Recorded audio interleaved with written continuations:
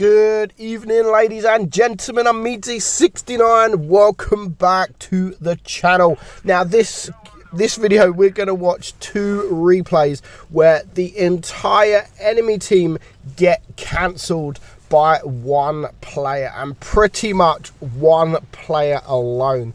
This one player basically does all the work. Now, first up, we have an interesting replay, the M46 Patton. Yes, the tier 9 version, and we are watching Ars Bellica. I don't know, we're going to call him Ars. Now, the M46 Patton isn't the greatest of tanks, especially when you're in tier 10, but ours here is just going to showcase us like how good of a tank you can make this. Now, I always say, like, there's never a bad tank. There's never a bad tank, but there is. I lied. Some people, just because you think a tank's bad doesn't mean it's bad. Now, I think the M46 Patton is bad because of the armor profile. I try and compare it to sort of the M48 Patton. But just because I think it's bad, it doesn't mean it is bad, and it doesn't mean that you can't perform well in the tank. Any bad tank, even if it is a really, really bad tank, people can still perform well. People can still have good battles in that tank, and that is what we're going to see here. We're going to see, this is a Hall of Fame game. I got this from Blitzstars Hall of Fame, #1 Hall of Fame, and it's not the highest damage in tier 9, but I mean, I've never seen this kind of damage in the M46 Patton. It's absolutely amazing, and he literally just cancels the whole team. He is literally there's 2, 3 tier 9s, so there's 4 tier 10s, and I don't ever recall this tank performing so well against tier 10. Against tier 8, understandable, but yeah, against tier 10, yeah, not. It doesn't happen often, especially when 2 minutes into the game you are a one-shot. Gets lucky with that bounce there from the chieftain, and he is just about going to. Is he going to take him out? Yes, lovely hat shot there into the chieftain for his first kill. Now, it's a 6 versus 4 at the minute. The team are doing all right, but they're not really doing the damage. They're getting the kills, but they're not really doing the damage. Now, why ain't they doing the damage? That was simple, because Ars is doing all the damage himself. So he's a one-shot against 4 tanks, and he's not playing that aggressive. He's going to get a bit of damage here into the IS-7, who is just going to, I mean, he's not going to look, of course, he's not going to look. He has the WZ in front of him, which he is going to try and take out. It brings him down to a one-shot. He's still alive, so Ars here is going to get a few rear shots into him, brings him down to 39 hit points, and he is going to take him out for his second kill, bringing it now down to a 5 versus 3. Now, all this while he is still only on 444 hit points. He is a one-shot to basically any tank. He may be able to take a shot from the E6, and of course he will be able to take a shot from the Emil, but the Emil is an auto reloader, so it's going to take 2 shells, which is going to be like 3 seconds to take him out. And of course there is the Jaegeru there as well, which, I mean, the Jaegeru could probably just splash HE and clear him. So his team is just falling apart. There goes that guy. He's now a one-shot. It is a 3 versus 3. Lovely awareness here against this Jaegeru. Amazing awareness. And he's shooting him. He does have to switch to the APCR to get the damage in, but the point is he is getting that damage in. He's got him now down to 600 hit points. That was a hopeful shot there, and he does miss, and he is now spotted. So he's going to just get into a different position where he can sort of open up the enemy team and run away if he needs to. So he's just going to wait a little bit. Is he going to wait for the Emil? Probably waiting for the Emil to come up is not a good idea. So he can see that they're both coming around, so he's now on the move. He's going to turn his turret and get a lovely shot into that E6, and then he is going to run away. But that is just before he spots the Jaegeru. Nice ammo rack damage there, brings him down to a one-shot. There goes the Jaegeru on his team, so he is on his own against these 2 tanks. Takes the Jaegeru out, and now with 2.5 minutes left on the clock, he is just going to get out the way from the Emil, going to reset his he's camo, then he's going to come in from a different position. Now, this Emil isn't a great player at all, but he doesn't know that. He doesn't know that this Emil isn't a great player. He's on 6.9k damage. Absolutely crazy amount of damage already, and he's on 4 kills. So there's 2 minutes left on the clock. 2 minutes left on the clock. He needs to spot this guy. He's probably not going to get any bounces from him. I mean, he has bounced 700 damage so far. He gets a nice shot there. And again, I love what he's doing. He's not looking at staying. He knows he was going to get spotted. So he takes that one shot, and then he is on the move. So what he's doing here is he's going to just fake it. He's going to fake it. The Emil thinks he's going one way. He resets his camo, and then he goes back to the way he come from. So unfortunately for him, he is going to shoot. He is going to open him up. He's got plenty of time here, but that was just an unfortunate bounce. He could have brought him down to maybe a 1 shot, possibly a 2 shot, but that was a bad track. Not his fault. It was just, you know, just RNG that wasn't on his side. So he can take a shot, which is good. At least he has a little bit of backup. So if he needed to take a shot, he can. But the time is now running out. He has to do something. He wants the win. He is not happy with a draw. 7,300 damage so far, and he is just going to keep going for this damage. He's going to find the Emil, and he's just I mean, look at him. He doesn't care if he loses. He just doesn't want the draw. Now, where the hell is this guy?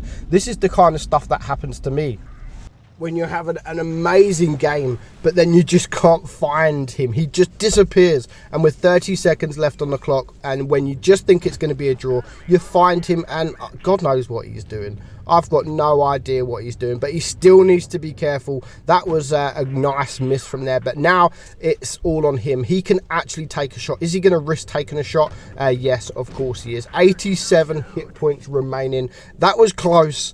That was very close. 10 seconds left on the clock, but he finishes the job. Well played indeed, and a well-deserved Hall of Fame there. 8,000 damage, 5 kills, Top Gun, high caliber. He gets pretty much everything, and a lovely amount of base XP there. 2,100 base experience. So well played, Ars Bellica. I don't freaking know. I mean, guys, stop with these names. Call yourself Harry or John or Mark. You like, stop with these names that I can't pronounce. Moving on to the next game. You may have seen this game on Soft Rescue's video. He did a video on it, and I had to show it because this is without a doubt single-handedly one of the best replays I have seen. Definitely the best in a mouse. Everything goes his way, and just absolutely amazing. He does what the mouse does best. He blocks shots, but he also does a pretty decent amount of damage. I'm not gonna lie. So he's actually gone to the medium side of this map. There is maybe a few mouses would probably go middle where these guys are, but no, he wants to go with the medium tanks. And that actually turns out really well for him. So far he's now ignoring the medium tanks and getting these side shots on these heavies. So that is 1,000 damage done so far. He's not going to take any damage for quite a while. You can see he's looking all around him. He can see that medium tanks, no problem. They've got it covered around there. He doesn't even need to look that way. He's just going to keep the heavies where they are and pretty much stop them flanking around. So a 1,400 damage done so far, and now he is making his way to clear these guys, to try and help the mediums as they are kind of losing it here. They have a couple of heavy, or they have a heavy, they have the TD, I think they're here. And now they're just getting overrun. So that is 2 medium tanks down. Just when you think, I mean, the last time he looked around, the medium tanks were actually doing pretty well.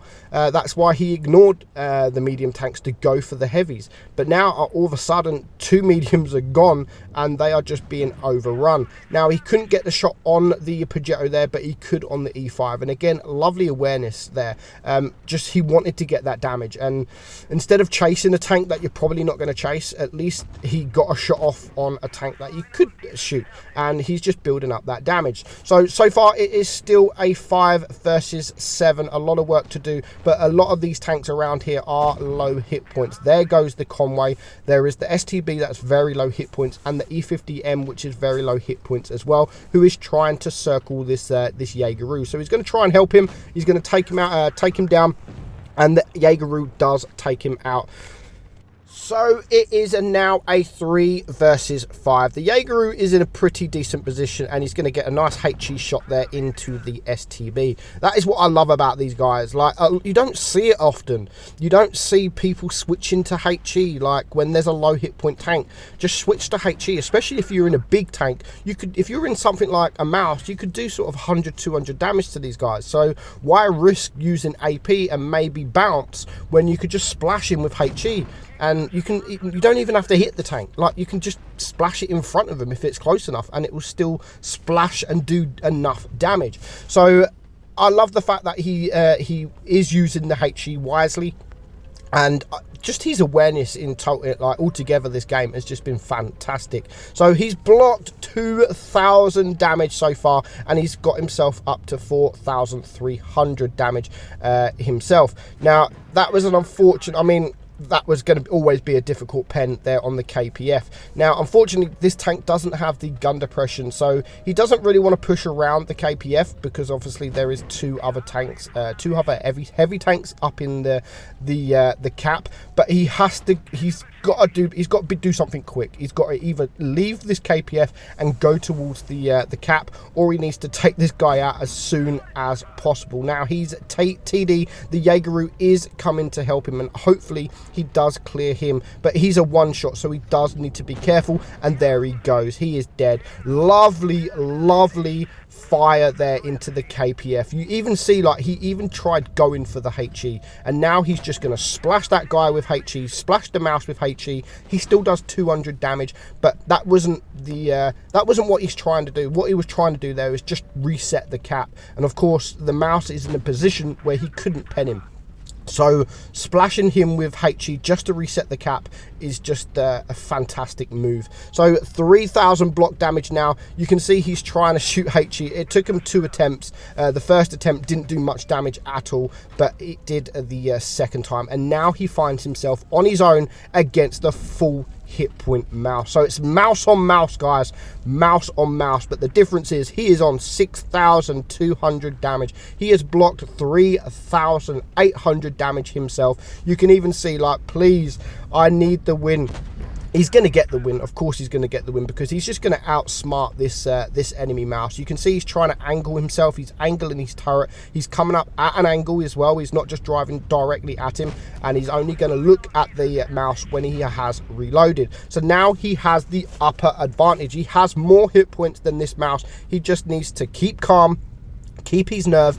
But when the mouse, when the enemy mouse is not even trying to defend himself, it's easy to come up against. I mean, at least wiggle your turret. If you're not going to angle, at least wiggle your turret. But no, this mouse just doesn't want to, and you just can't pen him at all. So he was 2,200 hit points when he come up against the mouse, and he is still on 2,200 hit points. But this time around, he is on 8,200 damage, and he's managed to block 5,600 damage. A nice shot there, and he now brings him down to 594 hit points. And at this point, he doesn't even need to angle. He doesn't even need to angle, but he's still going to do that, and the mouse still cannot pen him. So 126 or 101 hit points remaining.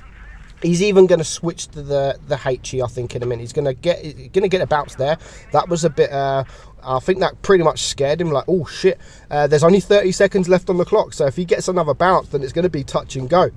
But he's going to switch to the HE, and he's just going to clear him. So what a game that was! 6 kills, 7,000 block damage, but he ends on 9,100 damage. He gets 6 kills, still will, of course, club enough. He gets the absolute lot. So well played, guys. Thank you for letting me use those replays.